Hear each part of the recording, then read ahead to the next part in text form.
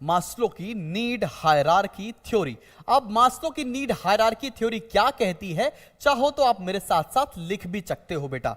सबसे पहली जो नीड मास्लो ने बताई है वो होती है फिजियोलॉजिकल नीड्स।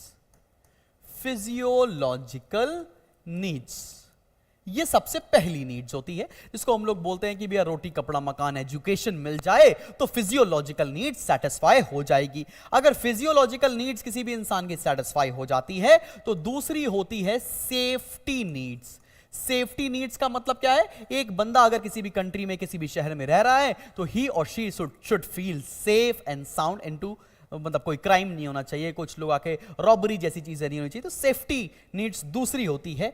तीसरा होता है आपका social needs, social belonging needs जिसे भी हम लोग कहते हैं, मतलब लोग आपके पास होने चाहिए, आपसे बात करने के लिए कोई होना चाहिए, तुम्हारे दोस्त होने चाहिए, तुम्हारी फैमिली होनी चाहिए, उसे बोलते हैं हम लोग सोशल नीड्स। बात समझ में आ गई? आगे बढ़ते हैं और next is esteem needs. Esteem को ना आप ईगो नीड्स भी बोलते हो, जहां पर आप लेट्स से आप किसी कंपनी में काम कर रहे हो तो पैसे से ज्यादा तुम्हें सेल्फ रिस्पेक्ट की वैल्यू होती है, तो तुम्हारा ईगो सेटिस्फाई होना चाहिए, तुमको लोग रिस्पेक्ट दें ना, जब भी आप आए तो वो खड़े हो जाएं, वही वाली बातें हैं। बात समझ पा रहे हो कि नहीं समझ पा रहे हो? क्लियर है, सॉर्टेड है? ये चार, ये हो गई आपकी फोर्थ नीड। और फिफ्थ नीड जो होती है उसको बोलते हैं हम लोग बेटा self actualization. Self actualization need, और ये होती है रैंक नंबर 5 पर। लास्ट नीड होती है सेल्फ एक्चुअलाइजेशन नीड। अब सेल्फ एक्चुअलाइजेशन का मतलब क्या होता है?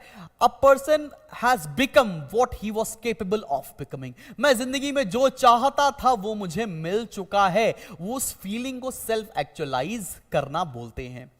ठीक है ना? मुझे लगता था कि मैं जिंदगी में बहुत बड़ा डॉक्टर बनूंगा, मैं बन गया, मैं सेल्फ एक्चुअलाइज हो गया हूं। बात समझ में आ रही है? You have become what you have thought of becoming, उसे बोलते हैं सेल्फ एक्चुअलाइजेशन।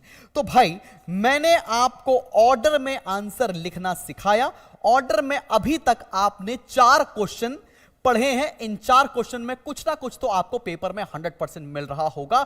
मैंने ऑर्गेनाइजिंग के स्टेप्स बता दिए, रिवाइज कर रहा हूं बार बार। मैंने ऑर्गेनाइजिंग के स्टेप्स बता दिए, साथ में मैंने आपके स्टाफिंग प्रोसेस के स्टेप्स बता दिए, सिलेक्शन प्रोसीजर बता दिया, चौथा बता दिया कि डायरेक्टिंग के अंदर प्रोसेस ऑफ कम्युनिकेशन क्या होता है, और फिफ्थ मैंने बता दिया कि मास्लो की नीड हायरार्की थ्योरी क्या होती है।